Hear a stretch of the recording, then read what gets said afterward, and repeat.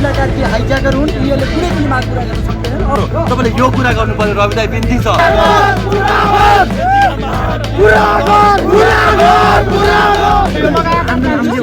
जबसम्म सर्वपक्षीय सरकार बन्दैन, जबसम्म जेएनजीका माग पुरा हुँदैन, तबसम्म यो चलिरहन्छ। सर्वपक्षीय सरकार निरन्तर बसेर जेएनजी आन्दोलनका मूल मुद्दाहरू सम्बोधन गरौँ। त्यसमा प्रत्यक्ष कार्यकारीको विषय पनि छ, त्यसमा भ्रष्टाचारलाई छानबिन गरेर कारबाही गर्ने विषय छ। 2324 का हत्याराहरूलाई चाहिँ समाउनु पर्यो, कारबाही गर्नु पर्यो होइन। त्यसपछि गएर यो देशको चाहिँ यो राजनीतिक निकास दिनु पर्यो। अन्यलतामा गरिने चुनावले काहीँ पनि लैजाँदैन। त्यसो भावना त्यसका बाटो भनेको हामी स्पष्ट भनेका छौँ, सुशीला कार्की हाइज्याकर हुन्, यिनीहरूले कुनै पनि माग पुरा गर्न सक्दैनन्। अब सर्वपक्षीय सरकार बन्नुपर्छ। अब आन्दोलन मार्फत सुशीला कार्की जस्तै अर्को पर्दैन। होइन अर्को होइन, अब सर्वपक्षीय सरकार बनाउँछौँ। सम्पूर्णलाई नागरिक समाज, राजनीतिक दल र जेएनजीहरूको बहुमत रहने गरेर हामी संविधान सर, तपाईँहरूले जुनसुकै सरकार बनाए पनि यो संविधानले अन्तरिम सरकारलाई चुनावै गराउनुपर्छ भनेर दिन्छ फेरि आदेश। के गर्ने? तपाईँले चाहेको सुशासन हो कि होइन? एकदमै चाहेको हत्यारालाई कारबाही हो कि होइन? यो भ्रष्टाचारीहरूलाई कालकोटे हाल्नुपर्छ कि पर्दैन? तपाईँहरूले सर्वपक्षीय सरकार भनेर चाहिँ भ्रष्टाचारीहरू हत्याराहरूलाई सरकार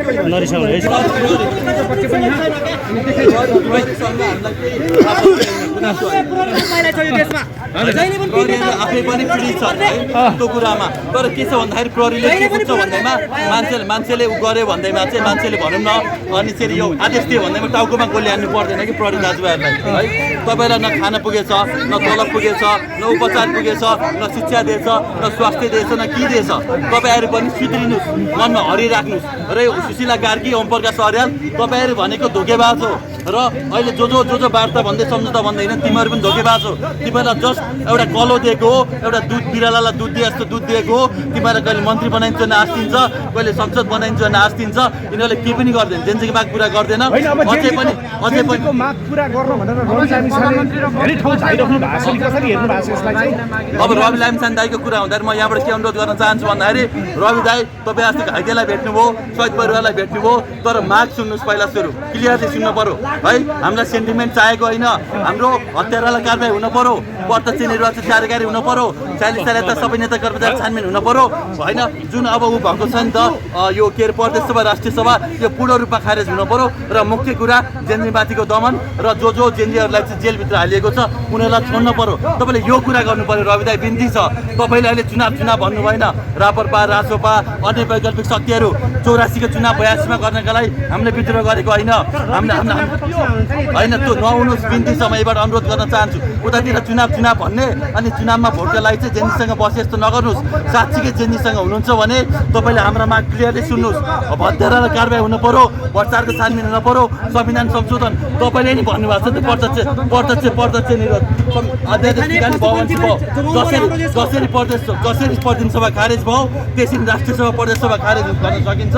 त्यसरी नै संविधान सम्भव छ। म प्रधानमन्त्री भएको भए मैले 3 दिनमा हत्यारालाई कारबाही गर्छु, 1 हप्तामा संविधान संशोधन गर्छु, 1 महिनाभित्र पुरा गर्छु। सुशीला आमा, तपाईँ बुढी हुन होइन, एकदमै गाह्रो भइसक्यो, तपाईँले सक्नु न। बिन्ती छ राजीनामा दिनुहोस्। ओम प्रकाश भेना, तपाईँको हिम्मतले पुगेन, केहीले पनि पुगेन। बिन्ती छ राजीनामा दिनुहोस्, हामीलाई मौका दिनुहोस्।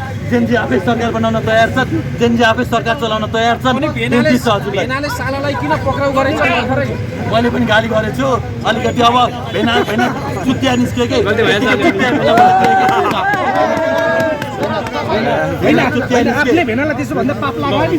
होइन। भगवान्ले यति मैले 78 जनाको जुन लासको खुट्टा ढोगेर मैले बाचा गरेछु। भाइहरू दाइहरू, तपाईँहरूको रगत खेर जान दिने छैन। 17,000 शहीदको सपना खेर गयो, पहिलेदेखि सबै शहीदको सपना खेर गयो। तर तपाईँहरूको सपना म पुरा गर्नेछु, हामी पुरा गर्नेछौँ। बरु म पनि शहीद हुन तयार छु भनेर बाचा गरेको थिएँ। मेरा लागि, मेरा भेना, मेरो परिवार, मेरो ज्यानभन्दा माथि मेरो देश छ र शहीदको सपना छ। शहीदको सपना पुरा गर्न, घाइतेको सपना पुरा गर्न र जेएनजीका मागहरू पुरा गर्न म आफू स्वयंलाई बलिदान दिन तयार छु। भेना त के कुरा हुन्, उनलाई पनि जेब्न तयार हो। त्यसपछि बन्ने सरकारमा मै हुनु पर्यो, उही हुनु पर्यो भन्ने भएन। तर जोसुकै प्रधानमन्त्री बन्छ, जोसुकै ऊ बन्छ, उसले रगत लेखेर दिनु पर्यो। यदि 5 दिनभित्र मैले हत्यारालाई कारबाही गर्न सक्छु, 1 महिनाभित्र जेएनजीका माग सबै पुरा गर्छु। यदि गरिन भने मलाई गाड दिनु भनेर भन्नु पर्यो र गाड्नका लागि हामी खाल्डो भनेर तयार बस्छौँ। जसले गर्छ त्यो मान्छे आउनु पर्यो म तयार छु म तयार छु हाम्रो जस्तो भाइहरू सबैजना तयार छौँ हामी बन्न तयार छौँ हामी नै हुनु पर्यो म नै हुनु पर्यो भन्ने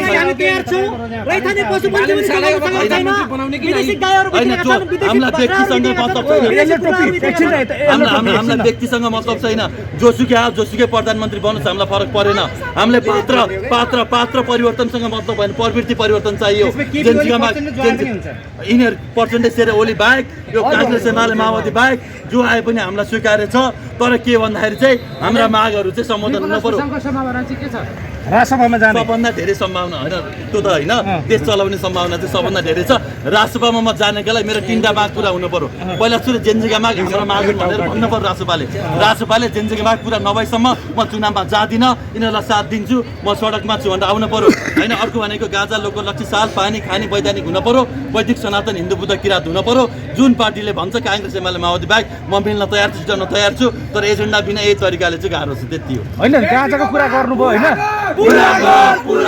धेरैले तपाईँलाई होइन गाजाको कुरा गर्नु हरेक ठाउँमा तपाईँलाई लोठ भयो भनेर आरोप पनि लाउँछ नि त होइन त्यो गाजाको बारेमा म तपाईँलाई भन्छु गाजा नेपालको लागि अभिशाप होइन वरदान हो गाजा मैले खानाको लागि कहिले भनेको चाहिँ म खाने होइन छुटाउने डक्टर हो तर तपाईँलाई पनि खायो भन्छ नि तपाईँ फेरि अब कुरा सबभन्दा बिगार्ने मिडियाले पोजिटिभ लानुहोस् न मैले 16 लाखको उपचार गरेँ भन्नुहोस् न नेपालको रकेट उडाएँ भन्नुहोस् न सेटेलाइट बनाएँ भन्नुहोस् न 5वटा गाजा स्टोर खोले भन्नुहोस् न नेपालमा 60 लाख बिरुवा रोपे भन्नुहोस् न साथी हो राम्रा कुरा पनि छन् राम्रा काम पनि छन् 1 वर्षमा करोडपति 1 वर्षमा नेपाल 3 वर्षमा ऋण तिरेर 5 वर्ष करोडपति बनाउँछ भन्नुहोस् न राम्रा कुरा हुनु पर्यो गाजाको बारेमा म बुझाउँछु साथी हो है गाजा नेपालको लागि वरदान हो खानाको लागि होइन औषधिको लागि र कपडा बनाउनको लागि सबैको म खाँदिनँ म गाजा छुटाउने डक्टर र समस्या भए आउनु होला दिदी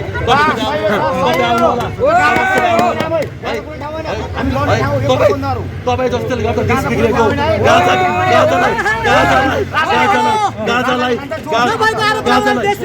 गाजालाई र मानसिक स्वास्थ्यलाई बदनाम गर्ने प्रयास कसैले नगरोस् साथी हो गाजाले मात्रै किसान कमाइ मैले 4 गुणा बढाउन सक्छु शिक्षा स्वास्थ्य फ्री गर्न सक्छु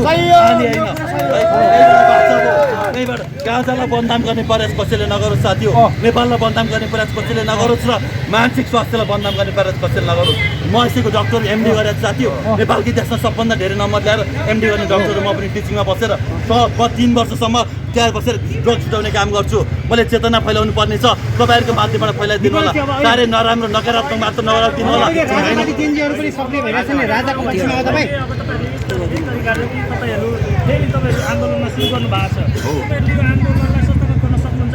हामी सक्छौँ हामी आन्दोलनलाई संस्थागत गर्न सक्छौँ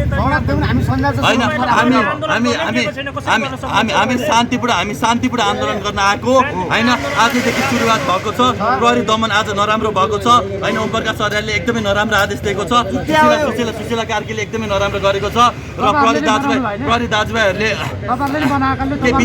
के विदेशी जेन्जीभित्र के विदेशी दलाल र एजेन्टहरूले बनाएको हामीले बनाएको होइन मन्त्री बन्न कुदेको थिएँ र स्वास्थ्य फ्री गर्न कुदेको थिएँ यिनीहरूको पारादेश बन्दैन आफै हिँडेको होइन म कसैलाई चाहियो भनेको होइन मलाई कसैले दिनु पर्दैन है मैले कसैसँग माग्न गएको थिइनँ म यो देशको स्वास्थ्य फ्री गर्छु जनताहरूलाई निःशुल्क स्वास्थ्य पुऱ्याउँछु भनेर गएको थिएँ होइन अनि त्यो मैले गर्छु पनि फेरि म गर्छु अनि होइन म प्रधानमन्त्री मन्त्री छान्ने कुरा मैले भनिसकेको छु है उनीतिर बोल्नुहोस् ध्यान दिएर बोल्नुहोस् है शासक चाहिएको छ यो देशमा हामी निरङ्कुश शासक भएर आउँदैछौँ है शासक चाहिएको शासन भन्दा पनि कत्रो शासन चाहिएको छ पत्रकारहरूले पनि बुझ्नु पर्यो पत्रकारहरूले के बुझ्नु पर्यो राम्रो खालको निरङ्कुश हुनु पर्यो जनताको लागि हुनु पर्यो